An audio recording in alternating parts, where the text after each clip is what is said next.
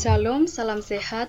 Pada kesempatan kali ini, kami dari kelompok 4 akan menjelaskan tentang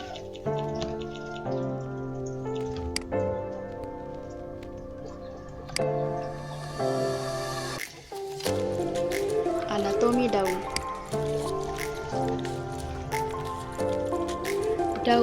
Daun merupakan bagian tumbuhan yang biasanya berbentuk lebar pipi berwarna hijau. Tapi tidak semua daun berwarna hijau, hanya daun yang memiliki klorofil.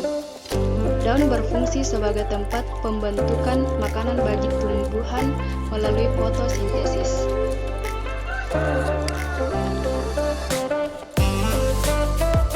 Struktur internal daun. Kutikula, sistem perlindungan pada seluruh sistem tajuk bagian tumbuhan yang berada di atas tanah.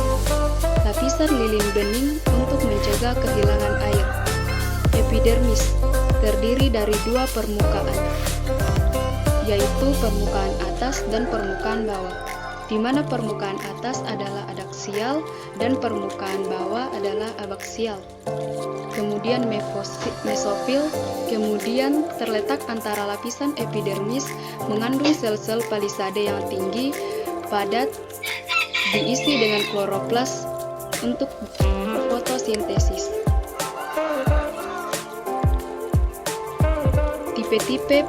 Tipe-tipe daun dikotil dan monodikotil, seperti pada gambar di bawah.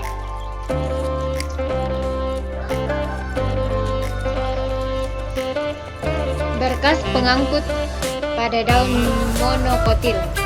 Pertama, pada Graminae dibedakan menjadi dua tipe, yaitu mempunyai satu atau dua lapisan.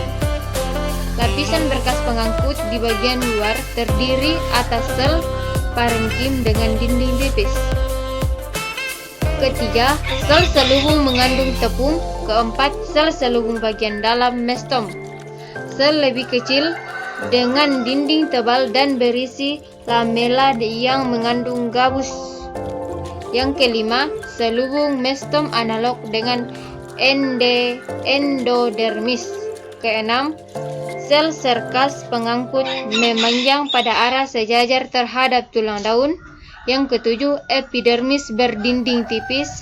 Yang kedelapan, seringkali terdapat kristal. Yang kesembilan, pada kebanyakan daun dikotil, parenkim berkas pengangkut memperluas ke epidermis pada satu atau kedua sisi daun. Fungsi daun. Pertama, tempat terjadinya fotosintesis. Kedua, pertukaran gas. Dibagi menjadi dua. Pertama, pengambilan O2 dan pelepasan CO2 selama respirasi. Yang kedua, pengambilan CO2 dan pelepasan O2 selama fotosintesis. Yang ketiga, transpirasi, proses penguapan air dari permukaan daun. Keempat, alat perkembangbiakan vegetatif atau tunas.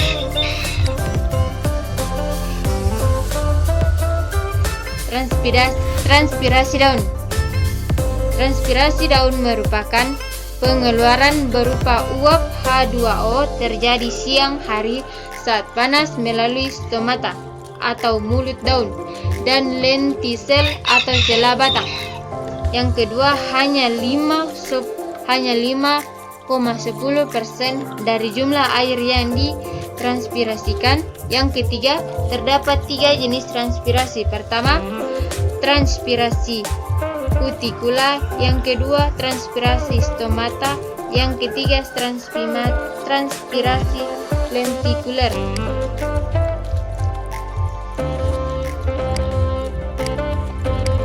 Faktor yang mempengaruhi transpirasi tumbuhan. Yang pertama, besar kecilnya daun. Yang kedua, tebal tipisnya daun. Yang ketiga, berlapiskan lilinnya atau tidaknya permukaan daun. Yang keempat, banyak setidaknya stomata. Yang kelima, bentuk dan lokasi stomata.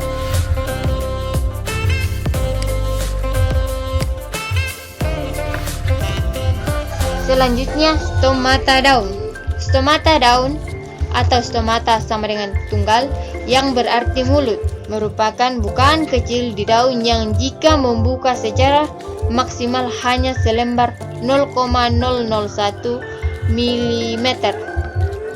Dikelilingi oleh sel penjaga. Sel-sel penjaga berfungsi mempengaruhi mata untuk membuka atau menutup.